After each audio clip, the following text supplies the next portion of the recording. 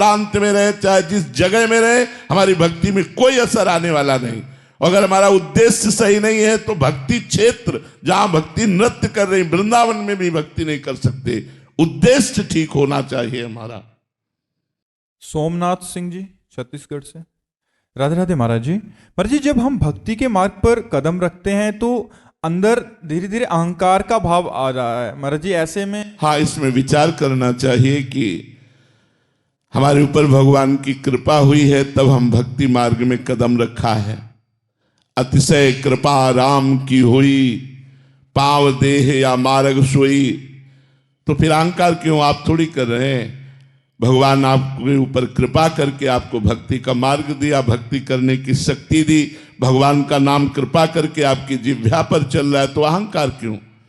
अविवेक के कारण अहंकार बढ़ता नहीं, तो विवेक धारण करो तो अहंकार किस बात का? हम क्या कर सकते हैं? हमें जो पावर है वो भगवान का दिया हुआ है, तो हम व्यर्थ में अहंकार क्यों करें? हमें जो सतमार्ग मिला है भगवान का दिया हुआ है, हम जो भक्ति कर रहे हैं भगवान के द्वारा दी हुई कर रहे हैं, हमारे ऊपर भगवान की असीम कृपा है, ये सोचना चाहिए। अहंकार करने की जरूरत क्या है? अहंकार से तो पतन हो जाएगा। अहंकार भगवान को पसंद नहीं। अहंकार अज्ञान के कारण हो रहा है, उसको हटाइए। भगवान की कृपा है, आपके द्वारा जो भक्ति हो रही है, हाँ बिल्कुल, अगर अहंकार रखेंगे तो जो हो रही है वो भी छूटती चली जाएगी और काम क्रोध आदि आपके ऊपर हावी हो जाएंगे और गिर पड़ोगे।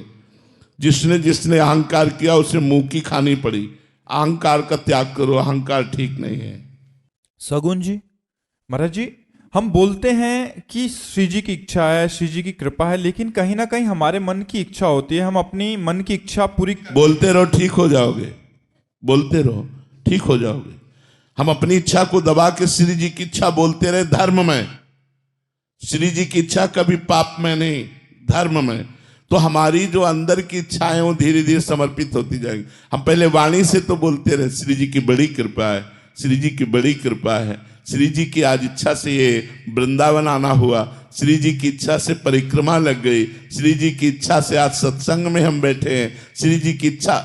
अगर हम ऐसे बोलते रहे तो वही बात हमारे अंदर चली जाएगी और अंदर का जितना अहंकार मल है जो कि मैं करता हूं वो धुल जाएगा। आप वाणी से ऐसे कहते रहिए, चिंता मत कीजिए, ये वाणी की बात ही अंदर जाकर आपको पवित्र कर देगी।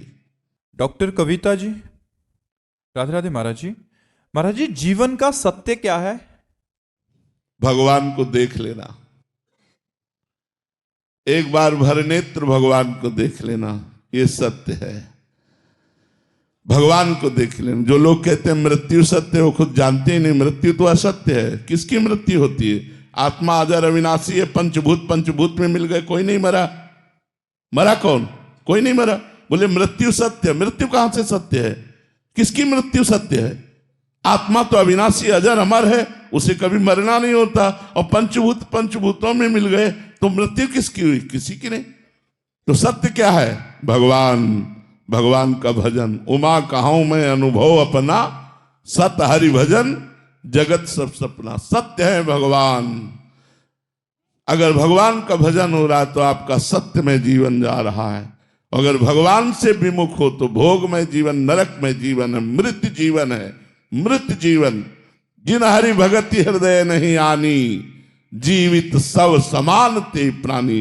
वो मुर्दे के समान जिंदा माना जाता है जिसके हृदय में भगवान का स्मरण नहीं चलता, भगवान नाम जप नहीं हो रहा हो। व्यर्थ जीवन है। मरोगे तो क्या लाद के ले जाओगे? बिल्डिंग, बैंक बैलेंस, परिवार, रिश्तेदार, नातेदार, तुम्हारा शरीर भी यहीं भस्म हो जाएगा। 4 दिन की चांदनी देखो, 40 वर्ष व्यतीत हो गए, 50 वर्ष व्यतीत हो गए, पता नहीं चला। अब पता नहीं कितनी श्वासें हैं, उनमें भी कौन सा रोग आने वाला है। कैंसर आ जाए, क्या आ जाए, क्या परेशानी आ जाए, और उस समय भगवान का भजन कर पाएंगे क्या? अभ्यास नहीं किया स्वस्थ में रहकर भजन करने का, तो अस्वस्थ अवस्था में फिर भजन नहीं होता। इसलिए यावत स्वस्थ मिदम कलेवरम यावत च दूरे जरा। जब तक तुम्हारा शरीर स्वस्थ है, बुढ़ापा दूर है, भजन करके भगवान की प्राप्ति कर लो। नहीं तो फिर अगर इस जन्म को व्यर्थ में नष्ट कर दिया तो अगला जन्म पता नहीं, नाली का कीड़ा बने, भूत बने, प्रेत बने, क्या बने, कुछ भरोसा नहीं हमारे कर्मों का। जब इतना बड़ा महात्मा एक हिरन के चिंतन में अगला जन्म हिरन का पा सकता है, तो हम लोग सुअर कुत्ता बन जाए तो कौन सी बड़ी बात है। इसलिए होश में निरंतर भगवान का स्मरण करते हुए ये बात समझ लो कि हर श्वास, हर मिनट, हर घंटा, हर प्रहर, हर दिन, हर मास, हर वर्ष वही सत्य है जिसमें भजन किया गया, भगवान से चित्त को जोड़ा गया। और अगर भजन नहीं किया गया तो हर श्वास व्यर्थ जा रही है, हमारा समय व्यर्थ जा रहा है। इसलिए सत्य है भगवान और भगवान का भजन। सूर्य प्रसाद जी महाराष्ट्र से, राधे राधे महाराज जी। महाराज जी, गुरु तो हर समय हमारे साथ नहीं होते, तो हमें कैसे पता चले कि ये कैसे रास्ता तुमने जाना गुरु साथ नहीं रहते? गुरु को व्यक्ति मान लिया क्या? अगर गुरु को व्यक्ति मान लिया तो गुरु बनाया ही नहीं तुमने, अभी गुरु माना ही नहीं। गुरु व्यक्ति नहीं होता, गुरु तत्व होता है और तत्व तुम्हारे साथ रहता है। व्यक्ति रूप में अगर हम गुरु को केवल मानेंगे तो हम गुरु को नहीं मान पाए। गुरु को मानना तत्व अखंड मंडलाकारम व्याप्तमेन चराचरम तत्पदम दर्शितमेन तस्मै श्री गुरुवे नमः। अखंड मंडल में कोई भी कण ऐसा नहीं जहां गुरुदेव ना हो, तो यहां भी गुरुदेव है। कोई भी समय नहीं जहां गुरुदेव ना हो, तो इस समय भी गुरुदेव है।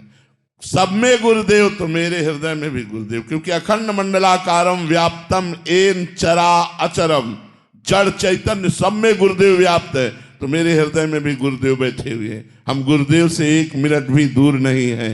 तो ये बात कहना कि गुरुदेव तो हमारे पास नहीं रहते, गुरुदेव तुम्हारे हृदय में ही बैठे, तुम्हारी छाती में ही बैठे, तुम अनुभव तो करो। तुम उनको दूर अनुभव करोगे तो दूर अनुभव करोगे, वह नजदीक अनुभव करोगे तो नजदीक अनुभव करोगे। जैसा बहिरंतश्च भूतानाम अचरम चरमेव च सूक्ष्मा तद विज्ञेयम दूरस्थम चांति के तत्। भगवान कहते हैं कि अगर तुम अनुभव करोगे दूर तो दूर, आंतरिक तो बिल्कुल आंतरिक हृदय में ही, बाहर तो बाहर, भीतर तो भीतर, जिधर चाहो वो सर्वत्र विराजमान है। तो ऐसा अनुभव करो, गुरुदेव हमारे मस्तिष्क में बैठे हैं, हमारे हृदय में बैठे हैं। गुरुदेव हमारी एक एक चेष्टा देख रहे हैं, गुरुदेव हमारी एक एक बात जान रहे हैं। तत्व स्वरूप गुरुदेव तुम्हारी रक्षा कर रहे हैं, तुम्हें सत्मार्ग में प्रेरित कर रहे हैं, ऐसी भावना करो। अमृता धवन जी दिल्ली से, राधे राधे महाराज जी। महाराज जी, अगर मृत्यु पहले से ही तय है तो अकाल मृत्यु भी पहले से तय है? नहीं, अधिक पाप बन जाने पर, कोई महत अपराध बन जाने पर अकाल मृत्यु का दंड दिया जाता है। अकाल मृत्यु तय नहीं होती, तय होती है मृत्यु कि समय पूरा हुआ और वो शरीर छूट गया, अचानक घटना घटी और शरीर छूटा है, कोई महान पाप बन गया जिससे उसको दंड रूप में अकाल मृत्यु दिया गया। अकाल मृत्यु पहले से तय नहीं होती, तय होती है मृत्यु। अकाल मृत्यु अधिक महत अपराध बन जाने से, कोई जाने या न जाने कोई महत अपराध बन गया तो उसकी आयु क्षीण हो जाएगी, और आयु क्षीण होकर अकाल मृत्यु का योग बन जाएगा, उसका शरीर छूट जाएगा। महाराज जी, जैसे कोई छोटा बच्चे भी अगर हो जाए तो उनका पूर्व का कोई बड़ा प्रारब्ध है? हाँ, अरे बच्चा तो शरीर तो मान लो 2 वर्ष का है, लेकिन वो तो बहुत पुराना है ना, आत्मा तो पुरानी है ना, कर्ता तो पुराना है। शरीर बदलने से क्या है, कपड़े बदलने से तुम थोड़ी बदल जाओगे, पहचानने वाला पहचान लेगा। ऐसे ये कपड़े हैं, कपड़े बदलने से काल की नजर में धोखा नहीं दे सकते, काल तो पहचानता है ये वही है जो ये कर्म किए था, उसी कर्म के अनुसार उसको दंड मिलेगा। चाहे गर्भस्थ शिशु हो, चाहे जन्म लेने वाला हो, चाहे जन्म ले चुका हो, चाहे 2 वर्ष का हो, चाहे 20 वर्ष का हो, काल की नजर में कोई बचता नहीं है, उसे अवश्य भोगना पड़ता है। गंगा जी हरियाणा से, महाराज जी, ऐसा कहा जाता है कि इंसान पूरी जिंदगी कुछ ना कुछ सीखता रहता है। महाराज जी, आपके भी जीवन में कुछ अभी सीखने के लिए बाकी है महाराज जी, या सीख रहे हैं? बाकी है, क्योंकि वो ज्ञान अनंत है, इसलिए जब उसका अंत नहीं है तो हम कैसे कह सकते हैं कि हम पूर्ण ज्ञानी हैं। वो अनंत ज्ञान है, अनंत वैराग्य है, अनंत प्रेम है हमारे परमात्मा का। इसीलिए वेद भी नेति नेति कहते हैं। वेद कहते नहीं इतना ही नहीं है, क्योंकि अगर वेद भी प्रमाणित कर दे कि वो इतना ही है तो उसे अनंत नहीं कहा जा सकता। ज्ञान अनंत है, वैराग्य अनंत है, प्रेम अनंत है। इसलिए साधु का पूरा जीवन अनुभव युक्त होने पर भी प्रतिपल अनुभव होता रहता है, प्रतिपल अनुभव होता रहता है। तो अनुभवी संतों से हम इसीलिए सुनते हैं कि वो जो 10वें वर्ष में अनुभव किया वो 10 सेकंड में हमें प्रदान कर देते हैं।